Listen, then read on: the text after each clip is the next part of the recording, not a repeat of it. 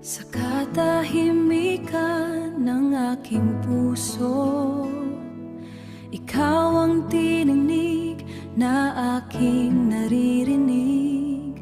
Sa lilim ng aking paglalakbay, ikaw ang ilaw na gumagabay. Sa krus ng iyong anak na si Jesus, pag-ibig mo'y aking nasilayan. Dugo niyang banal naglinis sa aking pusong makasalanan. At ngayon ako'y